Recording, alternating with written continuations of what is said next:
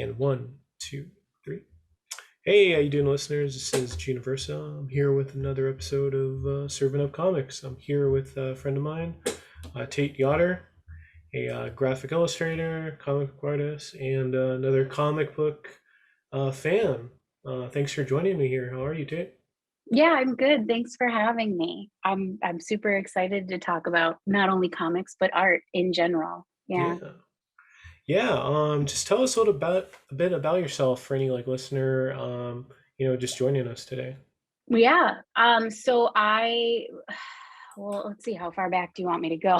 I Oh, I'll just start by saying I've only lived in California for a little over 3 years. I grew up kind of between Minnesota and Wisconsin, and Minnesota is where I had spent like approximately the last 10 years before I moved out here.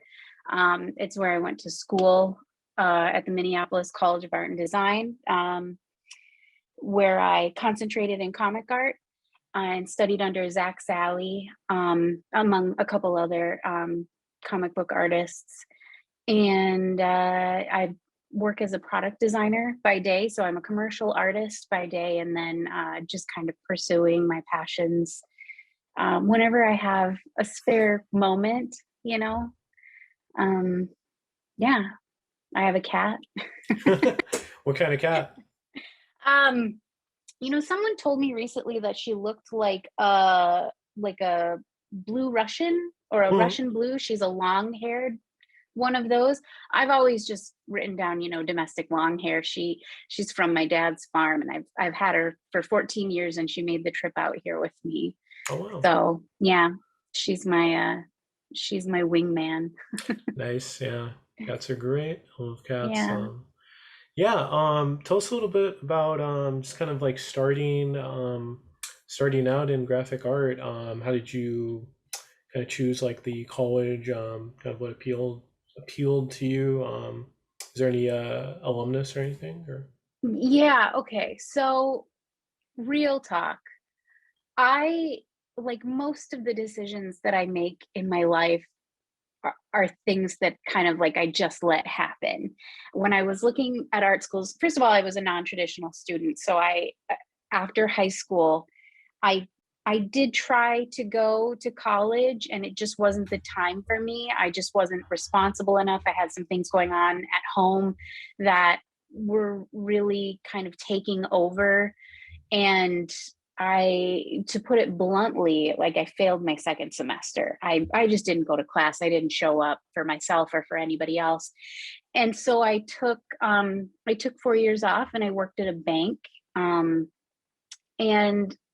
in between helping customers, I would draw. I mean, I grew up drawing, and I would just draw whatever came to my mind. It was usually character driven, although sometimes I would do observational drawings of things in the office, just I couldn't stop drawing. And I grew up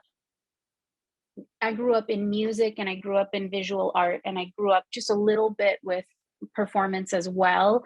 And visual art, for whatever reason, and this may or may not be true, but it seemed to be the most viable career path. Uh, and frankly, it seemed the least scary of the three things, right? Like, yeah. okay, I can sit alone at my desk and draw. Getting up in front of people and performing is a whole other story. Um, and so I chose the path of visual art, and really I only looked at it at like three colleges, and it was my mom, I think, that brought the Minneapolis College of Art and Design like into my like focus. Like, she's the one who kind of set that in front of me and said, what about this place? I looked through it, and it looked cool, and I was like, great, let's go look at it. It was between that and like the Art Institute, which would have been financially probably Yeah. so much safer, right? Like, but you know there was something so enticing about a private art school where your concentration was art for the full 4 years. There were no generals, quote unquote, like there had been at the previous Hmm. university I'd attended. And I fell in love with it when we went and visited the campus. It felt like home. And there have been several times in my life where things have just clicked and they feel really right. They feel really familiar. And that was the feeling that I got from that visit. And so I had a portfolio with me that day. They asked for some changes. I made those changes and I was accepted. And again, I chose comics. It was really between like comics and animation. And I suppose I chose comics again because it just felt more viable. Again, it was something that I could do independent of like a studio. And I know you can be an independent animator as well, but I also know that animation is a grind, and not that comics aren't, but I think it's safe to say that animation is probably the most tedious art form. And so I liked the comic kids, like, not better. I didn't know the Mm-hmm. animation kids, but I liked the comic kids. They were quirky and fun, and we were all kind of a ragtag bunch of weirdos, and they were so much more knowledgeable about comics than I was as well. And so I suppose I chose comics because I again, I felt at home in Mm-hmm. that kind of concentration. Um so yeah, I don't this kind of tends to be a theme of my life where I kind of make loose plans, but then I let things just kind of happen, and I kind of just go with the flow about it. And so I graduated as a non-traditional student in 2012 from the Minneapolis College of Art and Design, at the ripe old age of 26. And I was, I had lived on campus the first year, but then to save some money, I was commuting back and forth, and I was actually like living in my mom's basement and driving like 40 minutes to school 4 days a week. Mm-hmm. Um, and then after college, I moved in with some school roommates, um, and lived in Minneapolis, and I, yeah, that's kind of. I may have even moved home again after that. Yeah. There was a lot of moving in and out. Mm-hmm. Like art is hard. Yeah. It's not only hard to make things; it's hard to make it into a paycheck. Yeah. Like make a Um, living out of it. Yeah. yeah, yeah. Mm-hmm.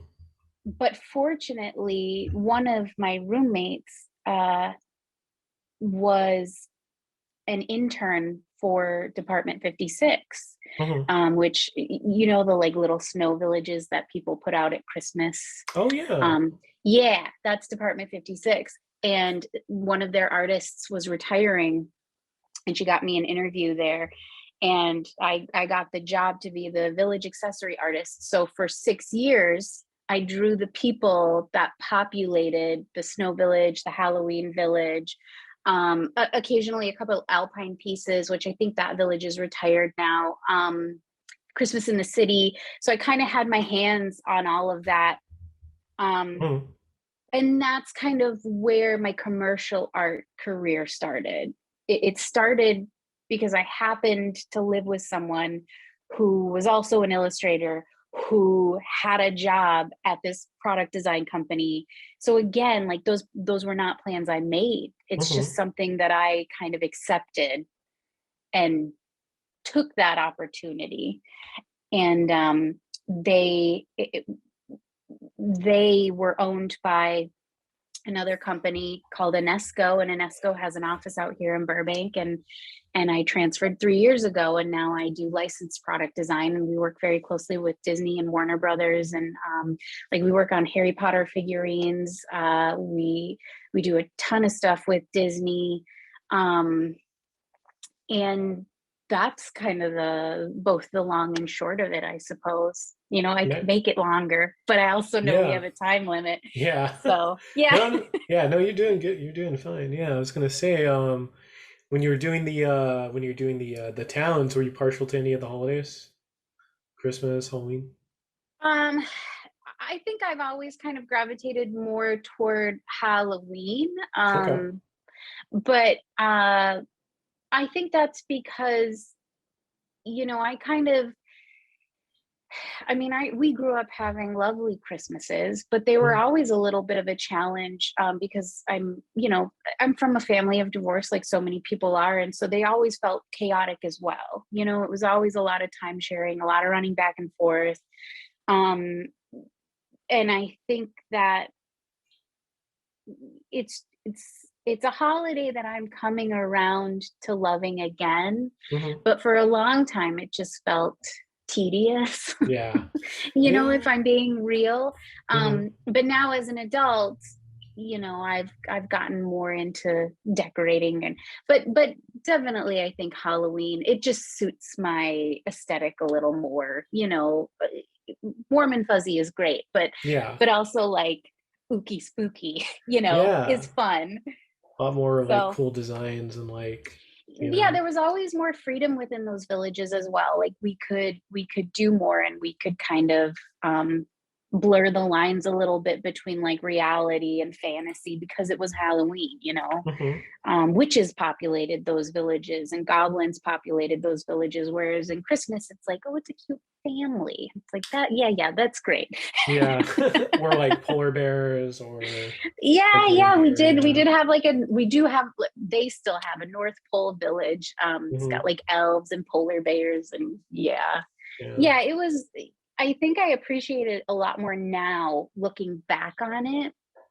But when you work a job like that, when you're the village accessory artist, every day you're you're you're not redrawing the same stories, but just drawing figures, drawing Mhm. these small ceramic or resin or porcelain figures. There's a monotony that kind of happens, Yeah. where it all kind of becomes more of the same. And I just felt too young in my career to not be challenged more. Mhm. Um, and that's not to say that it wasn't a great gig and that I didn't really enjoy all the people that I worked with, but I just, the woman that I replaced was 70, and it was kind of like her last hurrah, and I Mhm. just felt like I don't want to be at this job for 30 years. I don't want to stay in Minnesota for forever, because there's so much out there. Mhm. Like, you can always go back to a place, right? Yeah. Yeah. Yeah, your hometown is always there, you know? Yeah, it's not going Yeah. anywhere. I know it's great, but I also kind of want to see this place and I want to see that place. Mhm. And yeah, Yeah, yeah. definitely. Going back to just kind of like you're in in college and everything. Can you talk a little bit about any like inspirations or like any influences that you had from any particular artists? Yeah, I can. And I wrote down some notes, Hmm. because I kind of had to rack my brain about who I was into at the time. And of course, like, Zach Sally is someone who first told me, or us, the comic kids, about Jaime Hernandez, and obviously a solid artist, and Hmm. really, you know economy of line and black and white and composition. It just, how can you look at Jaime and not be mesmerized by it? Hmm. Now, if I'm being realistic, I didn't actually sit and read any of his comics. Like, I'm a big fan of like Google searches, and then I put stuff in a folder. I'll Yeah. grab the images and I'll throw it into a folder, and I'll file it away under, like, a category like legs. Hmm. Like, and that might be where Jaime Hernandez and Frank Cho live. Hmm. Yeah. Because right. Yeah, um they draw very attractive characters. yeah, Yeah. they do it, but they draw them very differently. Frank Cho kind of like idealizes Hmm. that bottom heavy woman, where she's very curvy, and Jaime Hernandez does more of this realistic depiction of the female body. There's curves and there's lumps and there's imperfections, and that was something else that I appreciated about his work, is it lived in reality. Like, Hmm. and it felt really kind of comforting, coming from, superhero comics, which for a long time was all I knew about until I got to art school. And then I found out about like slice of life comics, Hmm. and that there's so many different styles. And so, and then another artist that has always kind of inspired me was Bruce Timm. I love Bruce I Tim. I grew Yeah. up, watching the cartoons, Hmm. the Batman and Superman, and but if you go back Freakazoid. and Yeah. if you go back and you look at his concept art, or if you look at his comics, like I feel like the animation doesn't do him any justice. You lose quality as soon as it has to be sequential and there has to be so many frames. And Hmm. so I like his concept art the best. And then just to like rattle down this list, Becky Cloonan, she's great and beautiful, and her alongside um Sheila Beckett, who is an old school illustrator.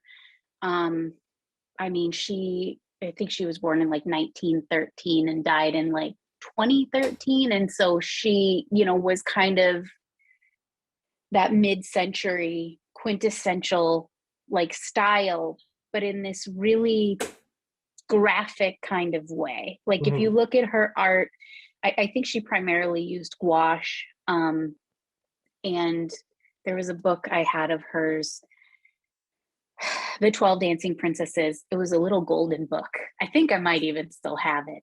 Okay. So I mean, there's so many people that kind of inspired my style. And you might look at my work and be like, well, I don't see, how Hmm. I don't see this person in her work at all. But it has, for example, uh Sheila Beckett kind Hmm. of helped me with like volume of form and like how I drew figures. And Becky Cloonan helped me be maybe a little more cartoonish and a little more stylized. There's bits and pieces that you kind of absorb when you gravitate towards certain artists. Um, and Yeah, and that's all I have to say about that. Oh yeah. No, those are some It was a really, lot. yeah, no, those are really interesting, like combination of like artists, Like I love Bruce Tim, and Yeah, yeah, I kind of like following you on Instagram could definitely kind of see some of the influences there and everything. yeah. Yeah, I mean like Bruce Tim, he's like the best, like just like his some of his other work, just I believe he did like some Marvel stuff. I was just thinking of the other day, like when he draws like like characters like Nick Fury, he gives them like really like this like jagged sort of like appearance. He has a very like graphic style. It's very simplified, but in a way that's attractive. You're Hmm. not missing any of the information. And of course, he has that classic style that we all Yeah. recognize. And I guess that's kind of what I liked about Jaime Hernandez and, Hmm. and Bruce Timm was they could do so much with a line. And that really made me feel like, okay, don't need to sit here and color everything in perfectly, because I also was a Disney kid and I grew up with Hmm. Disney movies, and everything had to be this kind of like animation style and fully colored. And I just got to a point where it's like, I don't like coloring in stuff. I actually get a lot of joy from the line art, and I'll maybe make some choices to enhance that.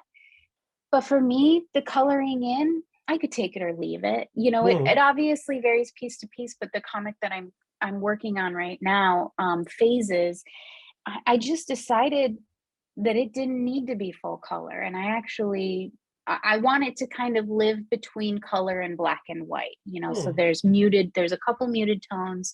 The lines are kind of gray and brown, but it's mostly white if you look at it. And you can see that art on my Instagram as well as my website. And maybe one day it will exist as a comic. We'll have to see. Yeah, definitely sending all the positive thoughts your way. Thank you. Yeah. Yeah. Yeah. I was gonna say too, it's cool like bringing back the black and white. for any sort of graphic novel, because I love like Sin City, Mm. um, I think like Black Hole, if you ever read that, whole. I didn't. And Mhm. I tried to read Sin City, and real talk, it was just a little too much grunge for me. Visually, Yeah. I like a cleaner art, but Hmm. I'm not discrediting it. I Yeah. recognize its value Hmm. culturally. It just, that nitty gritty where sometimes I have to like decipher what my eyes are seeing. That's a little too much work for me. Yeah. No, it's you all know? good. Yeah. Yeah. And like that, and every character wears like Converse sneakers, and it's Yeah. like they all have the But that's, same. Yeah. yeah, that's my personal preference. We all have Mhm. our personal taste, Yeah. Um, yeah. Yeah. Any programs or anything that you use for illustration that Yeah. you could Yeah. talk about? So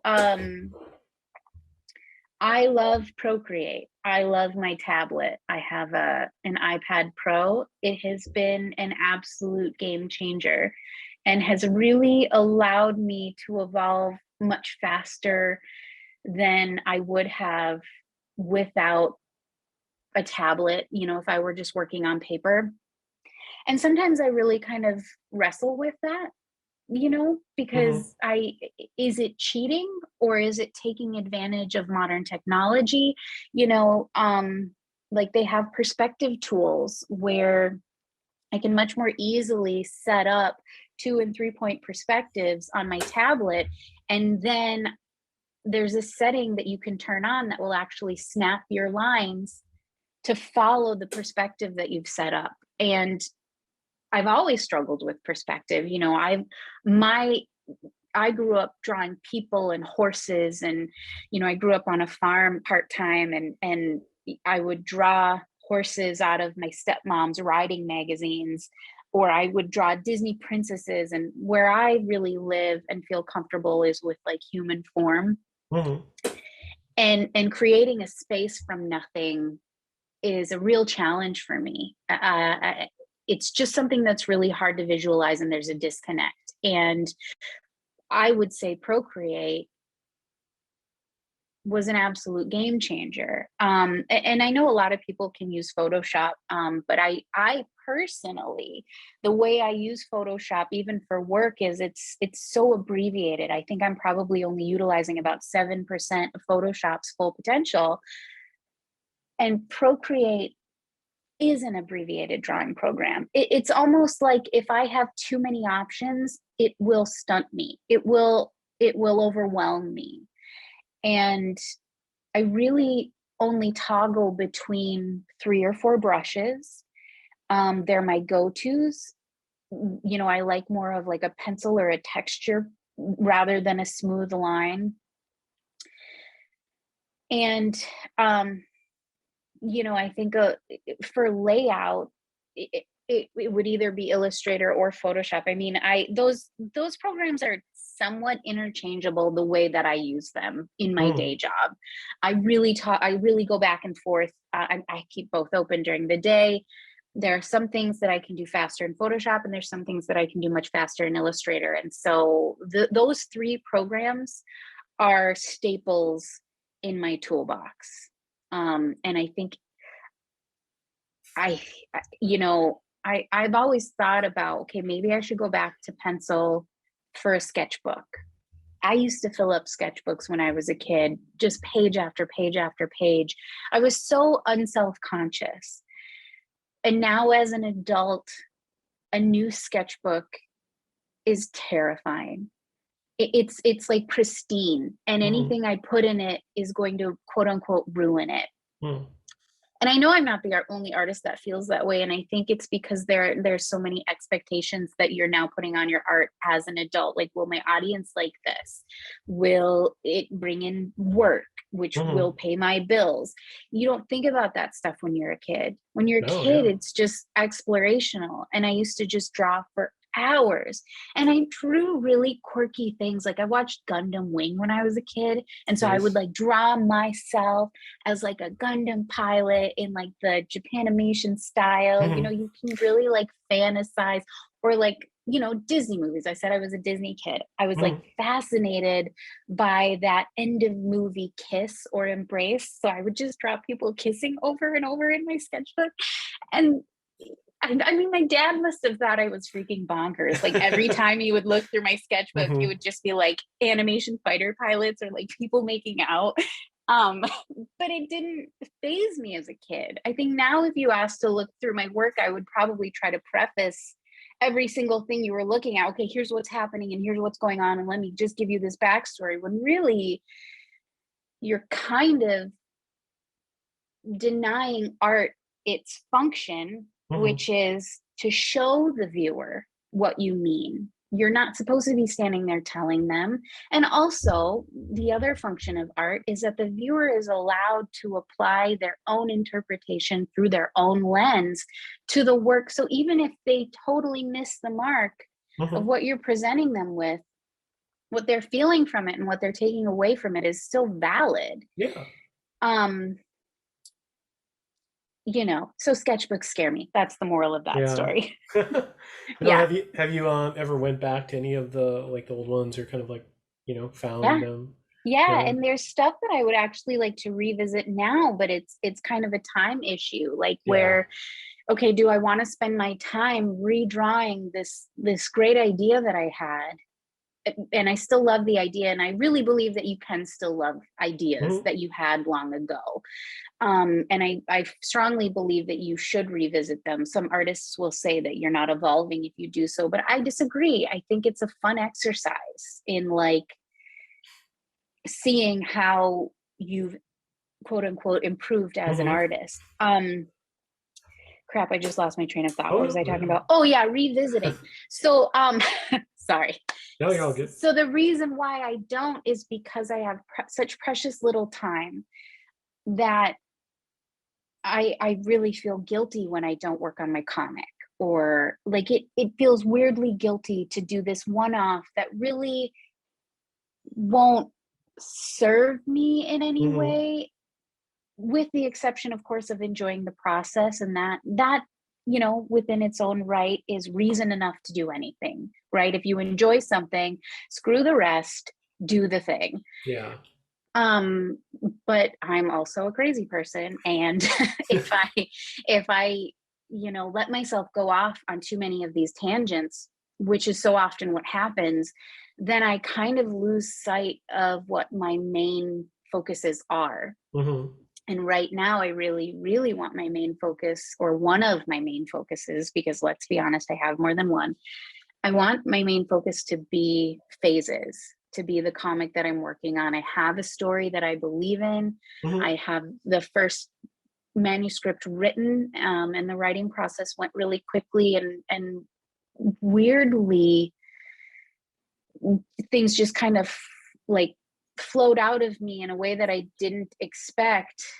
And now I'm thumbing, and I'm kind of toggling back and forth between thumbing and kind of locking in some panels that I know I like, that I won't change the thumbnails for. But I would like to talk about thumbnails and how I Yeah. loathe them. I I Yeah. like them when they're done Okay. because it's a map, right? Mhm. But a thumbnail is where you have to do the most of your thinking. You visualized it in your head when you were writing the manuscript, and you wrote down the description of the panel, and you have that information. But when it comes to actually putting it into a thumbnail, number one, you don't want to over render your thumbnail. Like, I will fall into the trap of my thumbnails needing to look a certain way or be perfect, and it's really, they should just be rough. They Mhm. should just be these rough ideas. um, but sometimes what we envision in our head, it either won't work within a panel, because we're kind of imagining it in 3D, and it becomes trickier on paper, or you're gonna be confined within your skill set, your Yeah. abilities. Okay, I can't draw this the way I wanted to, the way I imagined it, but can I draw it in a way that won't mess with the pacing? It won't Mhm. trip the reader up. They'll just blow right over it. If it's not a key moment, if it's not a key panel, then really you kind of want people to just blow right over your panels. Like comics are about pacing. And so there's certain panels that you don't even really want them to see. You want them to interpret, but and so thumbnails, because I agonize over every single panel in a thumbnail, and they're just tedious and time consuming, and that's where I'm at Yeah, emotionally. yeah. I mean, it's like, yeah, I can imagine it's just kind of like like cinematography in a way, where it's like composing the shot and like like this utmost it's a concentration. it's a critical step that I used to just blow past in school, Hmm. and of course my instructors were telling me that that was a mistake, but I was just so hungry to get to the like final drawing. And I really made a lot of bad art in school. In fact, I would argue that like 95% of the stuff I made at school was bad.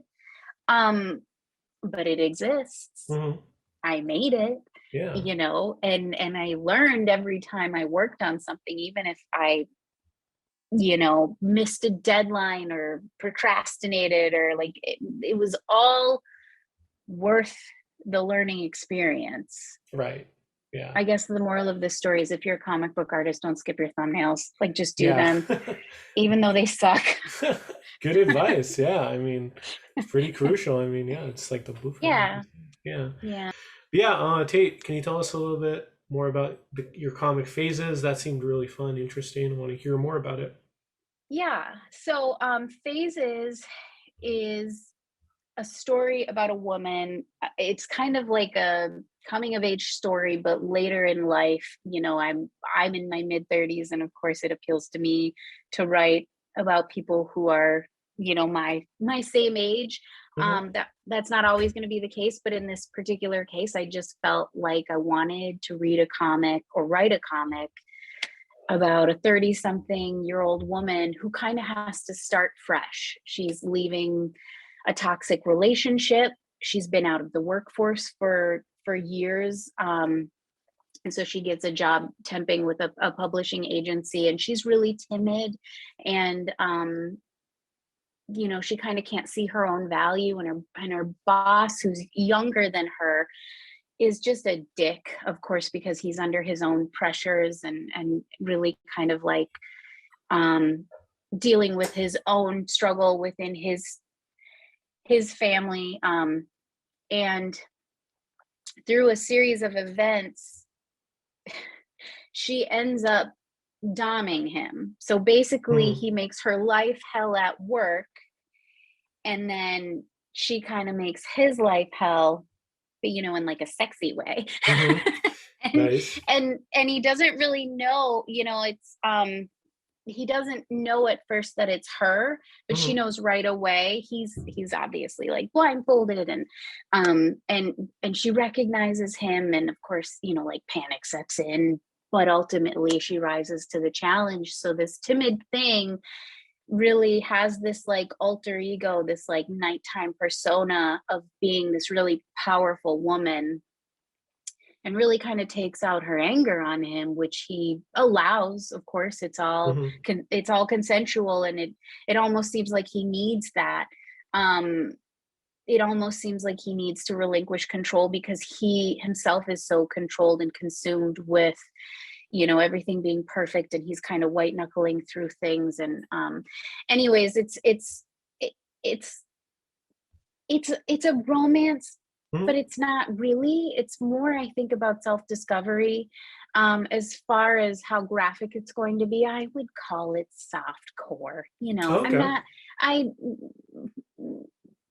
Have I drawn boobies before? Yes. Will you Yeah. actually see boobies in this comic?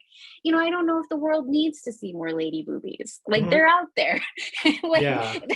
the world is saturated with them. And if I don't feel like it's going to add value to the story, I'm not going to Hmm. toss it in there. Of course, if I feel like it's a vulnerable moment and that's something I want to put in, I will.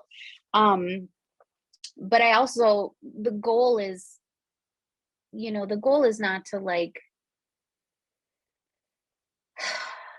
I'm trying to walk a fine line between this woman rediscovering herself and her Hmm. sexuality without sexualizing this woman, if Right. that makes sense, because Yeah. women are already sexualized Yeah. enough.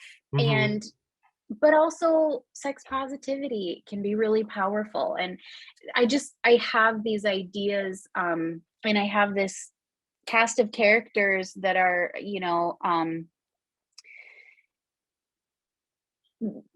there's a lot of different people on the spectrum, Hmm. LGBTQIA, um, as supporting characters. There's also, characters of different races, and I'm not trying to be overly PC, Hmm. but I'm trying to kind of reflect what Like I the so world. often, yeah, what I Hmm. hear as grievances within these communities, within my friends, when they talk about the things that upset them about Hollywood or about reading stories. Like, they're so tired of reading stories about straight people and white people. And I understand that my main character is a straight white woman, but I think that's what I know. And Hmm. that's what I can most genuinely write. But I really Yeah. want to support her story and surround her stories with these other stories that are just as important. So, for example, her roommate, her best friend, her name is Sue, and she is Korean and she's a lesbian. And she Hmm. left Korea because her family was not accepting of the fact that she was a lesbian. And so she kind of decided that she needed to be true to herself and put herself first. And she comes to America and she ends up dancing as a means to make money. And again, it's not meant to degrade her. She finds a lot of power in her sexuality, and she has a love story that unfolds, which I think is just as important. Um, and so, and there's also, there's a wider cast of characters. And to be honest with you, I'm not even sure how the story ends. Hmm.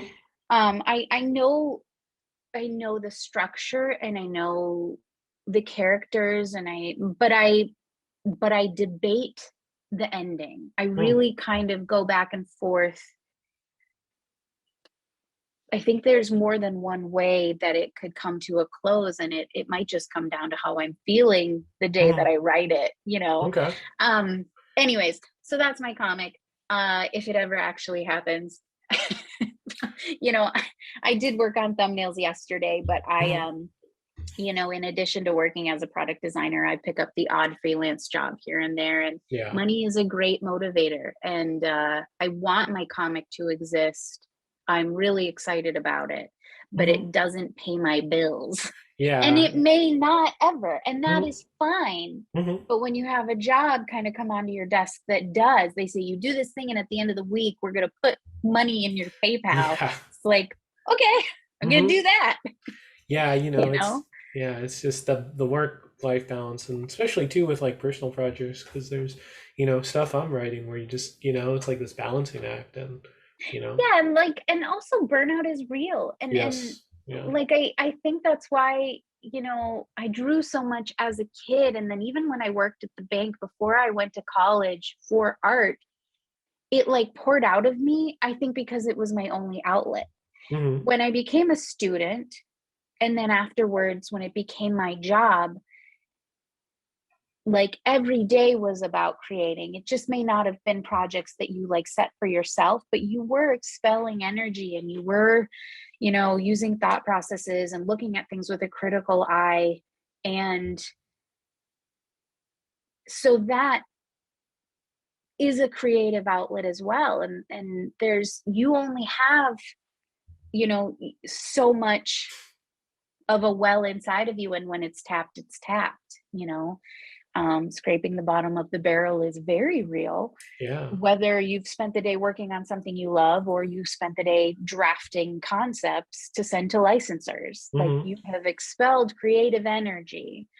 Um, and so yeah, that's something that I'm ever cognizant of, is like, I keep telling myself I'm going to get up in the morning. I'm going to spend the first hour of every day working on my comic, and that's going Hmm. to be Tate's hour. And then every day my alarm goes off, and I'm so tired. Yeah, no, Like, yeah, that's I'm so tired, you know? no, yeah, no. I mean, that's the struggle too, because it's just there's really not enough time in the day, and then especially like you need to give yourself time just to I don't know, just like to exist, to like wake up, just Yeah, to yeah. exist, to go for a run, to hang out with Hmm. friends, to have other hobbies outside of art. I have other hobbies outside of art. And but again, it's that guilt that kind of keeps me feeling, it's just like yeah, there's a weird guilt that comes Yeah. alongside not working on my art. And I'm Yeah. sure you feel maybe the same way as like a writer. Hmm. If you don't touch it that day, then you're not a real writer, you're not a real artist, or you're not doing Yeah. a good job. Hmm.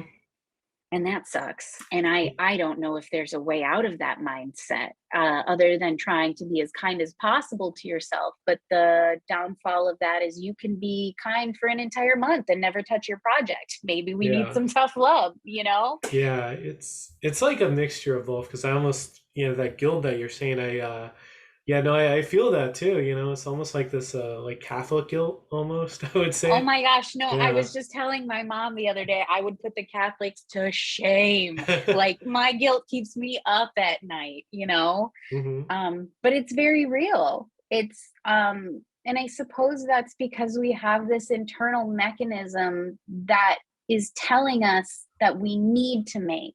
Like, it's coming from a place of like such purity where it's like you have to do this thing, or life is worthless. Yeah. So when you ignore that to, like, I don't know, do laundry, go for a run, Hmm. go out with friends, watch a movie, when you ignore that voice, it just becomes really conflicting, Yeah. because everybody deserves to relax and to just live life and go with the flow. Hmm. But also, I think at the same time we should honor that voice. Like, that's something that's been put inside of us that maybe not everybody has, or maybe they have it for different things. I imagine for athletes it's sports, Hmm. or for moms it's their kids, and for dads it might be their kids too. And so maybe everybody has a voice, but it really varies person to person. And for some people that voice kind of fits more comfortably into like a socially acceptable day, a 9 to 5 job, martinis with your girlfriends, Yeah. I don't know, after work on Friday. Whereas those things really feel like distractions to me, Hmm. you know, but I need a job because money. Yeah, and you know, capitalism, need to it's weird. It's weird that my job feels like a distraction. It feels like the thing I have to do so that I can do the thing I want to do, but then there's nothing left in my reserves to do the thing I want to do. So it very much feels like this revolving door. Hmm.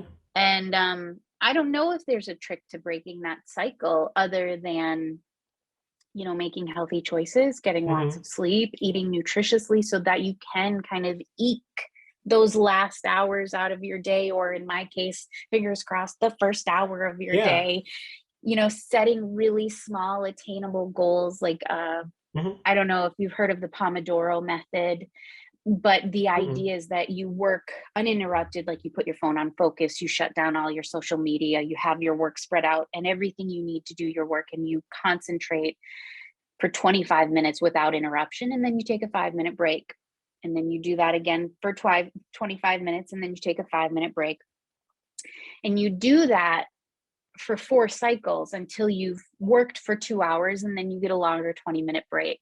And the idea is that you would work up to that time frame. Maybe if you're struggling, like me, if you're struggling to Hmm. really spend a large amount of time on a project, 25 minutes a day is kind of your entry point, right? Oh, yeah. Just because 25 minutes a day on something at the end of the week is a few hours worth of work that you wouldn't otherwise have. Um, and that's kind of my way into And usually I find if I do one Pomodoro, if I go for 25 minutes, I usually feel like I have another 25 minutes in me. I go, that was really easy. It went by so fast. I was really consumed in what I was working on, these pesky thumbnails. And so, for example, yesterday I ended up doing, I think three Pomodoros, an hour and a Hmm. half's worth of work. If we're counting the breaks, which let's count them, Sure. let's be generous. And yeah, so that's, there's actually a focus app. There's tons of Pomodoro apps, but that is a method that I think, if you're struggling with that, like fear of starting or procrastination, or you don't have the time, or you feel like you don't have the time, I would really recommend looking into the Pomodoro method. Okay. I'm Yeah. seriously considering that now. Yeah. Well, okay, I'll send you a link Okay. to the app that I use. There's a little bell that chimes um when you've done your 25 minutes, and it both scares me, but I also find it so Uh-huh. satisfying because I'm usually ingrained in my work. And the other Yeah. day I had my volume up really high on my computer and it scared my cat too. So, you know, Yeah. if you're into jump scares, then this No. app is for you. Yeah. Okay. I'm definitely into that. Yeah, because yeah, it sounds like a guided meditation almost. It kind of is. It kind of gives you the space, okay, for the next 25 minutes. Like, and truly put your phone to airplane mode, set your computer to focus or whatever devices you use. And if you need an extra app to do it, do it. I know people who leave their phones in the other room Hmm. because they can't help but reach over and pick it up. I know people who will do the Pomodoro method kind of analog with like little egg timers. Okay. Um, they find the clicking or that countdown, they like to watch the time go down. They feel a sense of accomplishment as the time gets nearer to their 25 minutes. um, which I kind of feel the same way. My app keeps the timer on my menu bar on my computer, and I'll Mm. look up and 10 minutes will have passed and I'll be like, dang, that 10 minutes flew by. Oh, I it's know the dope. next 10 minutes will as well. Yeah. So um wow, now we're talking about the Pomodoro method. Yeah. But I think it's No. great. Yeah. I really think it's great. I think everybody should use it. Now I've convinced myself that I'm going to do 25 minutes of thumbnails after this podcast. So, you know, There we go. Yeah, life advice on the podcast. Here we go. But yeah, no, I'm definitely gonna check that out because yeah, it's just like I feel like almost like a lot of like notifications and things are just like attacking you almost, you and know? it's so true. It's Yeah. so true. I mean, I'll get texts from my mom or my friends or my boyfriend, and it's just like they're not doing anything wrong, but I Hmm. get mad at the distraction. Yeah. I get mad that they've entered into this space that was already so difficult to create for myself. I was already, having this fear of, working on this thing because it's, I struggle with perfectionism. And um so I was already not wanting to work on this thing, and someone chiming in takes me out of that, and it can be devastating in Hmm. like a weird way, a Yeah. little text. So shut your phones off. Yeah. Best life advice right there. Yeah, shut your phones off. Yeah. But yeah, yeah, no, I'll definitely taking that to heart. I guess kind of it's been a really great conversation, but just kind of like wrapping things up here. Any dream projects that you'd like to work on, and then any future projects you want to like promote? No. And yes, of course, yes, but Hmm. also no, because I, you know, um, I really, I will continue to work on my comic. Um, I don't know what happens after that. And like I said, art is not my only passion. And so yes, there's always things swirling around in my head that I like fantasize about as a creative person, but they're not all visual art based. I do really hope to have a YouTube channel, Hmm. more of a lifestyle channel. I have a YouTube channel currently. There are two videos on it. Nice. It's called Tate Draws. Um, but I admittedly want to learn video editing, and so this is basically just like screen recording that I'm talking to you while I'm drawing like noses and hands. It's very Mm-hmm. like, I did it because my niece wanted some videos because she's Mm-hmm. into art, and I thought, well, why don't I just put them up on YouTube and you can access them anytime. So if you just feel like listening to something chill, sometimes I like to do that too on YouTube. I'll put on videos of people working while Yeah. I work. It's conducive to whether Okay. I'm watching their screen or there's one person I follow where you never see her face, but you see her like desk set up, and she's in front of her window, and her notes are all laid out, and she studies. It's like a study hour. Hmm.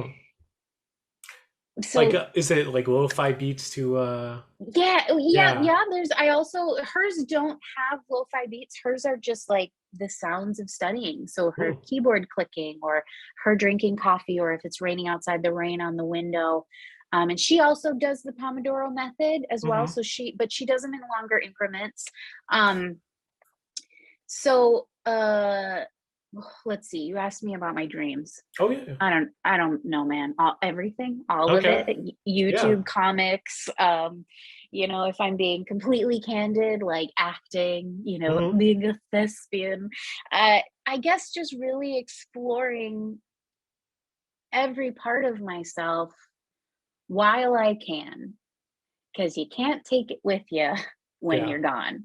Yeah. And I, like I said, there's this internal mechanism that compels me to create, and it may not necessarily be visual art, and but like I said, kind of on the front end of this podcast, is I learned a long time ago that all the plans that I make are going to be loose and really flexible, because when something falls in your lap, you don't want to be so rigid that you don't Mm-hmm. take it, Yeah. you know um and that's just how I feel. Mm-hmm. Yeah, no, no, yeah, no, it's God, there's some really good life advice in this podcast. I'm, Thank you. yeah, definitely recommending Well, I am taking. in my mid 30s, so I've seen some shit. Okay, yeah, I trust you, I trust you. But yeah, Yeah. definitely big takeaway. Just be kinder to yourself. Definitely, just like Yeah, and also, if I can, just one sure. last little nugget. And this is kind of my mantra, and this is Mm-hmm. something I tell myself every day when I start a project, when I can't work on a project. My mantra, my internal kind of pep talk, is that your work doesn't have to be perfect. It just has to exist. There's a lot of really cool things that happens between bad and perfect. And also, that spectrum is subjective. Because I've seen a lot of bad art that has really resonated in me, and like, what is bad art? And so just make the thing. The comic that I'm working on now, there are already panels that I'm intentionally not redrawing, because instead of spending my time perfecting these panels, let's just get the dang thing done. Let's just Yeah. get the story out there. People aren't going to see the things that I see. And if they do, maybe they'll take comfort in it. I kind of like when I kind of see the roughness of it, or you know oh, there's a comic that I love on Webtoons, and I know we're kind of running out of Oh time, yeah. but No, no, I good. would be remiss not to mention Rachel Smythe and Lore Olympus. Mm-hmm. um Everybody needs to go read Lore Olympus. It's a modern retelling of the love story between Persephone and Hades, and I think it's like the number one webtoon, and has been for a while. And she really gave me the freedom to be okay with imperfections. And when you see her art, I think you'll know why. It's a really loose style, and even how she draws her characters can change panel to panel, but it doesn't matter because it's beautiful. Hmm. And the story is vibrant, and the art is vibrant, and the style, it just really suits um this story. And that really has given me permission to be okay with, okay, that hand looks fucked up, but I'm Yeah. going to move on, right? Um, so Lore Olympus, go read that. Okay. Do it now. Gotcha. Putting that, like bookmarking that in one of my Do it tabs. now if Okay. you love a good love story, but also there's of course, because it's based on Greek mythology, there's a fantasy element, and I think she does a really good job of encapsulating that. And also, I won't get in too deep, but the way she handles like Olympus and the underworld is very different than the way she handles the modern world, and she does this kind of really cool switcheroo.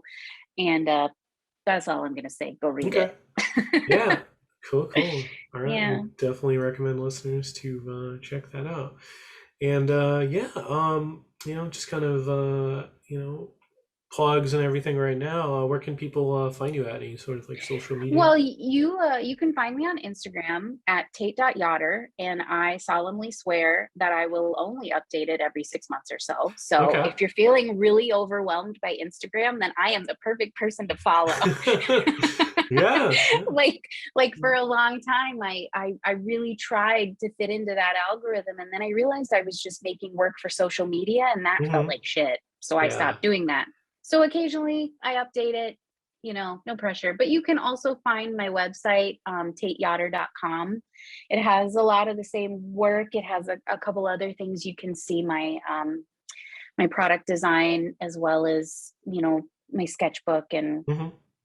and yeah, I think I'm on Twitter, but don't follow me because I never update Twitter. Yeah. Like, You're doing Twitter's not yourself. for me. Yeah, you're doing yourself wonders not being on Twitter from like a big Twitter person. So I was on Twitter for like 20 minutes after Donald Trump was elected president, and I Oh was like, God. okay, we need to leave now. Yeah, it's not a good place. Yeah. I'm just like, I already yell at myself. I don't need other people yelling at me as well. Hmm. Like, yeah, Yeah. How will you know the yeah. discourse on the most randomness of things?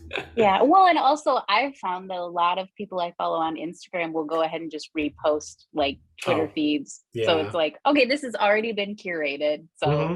that's Yeah. fine. It's like it was nothing. Yeah. Yeah. But anyway, yeah.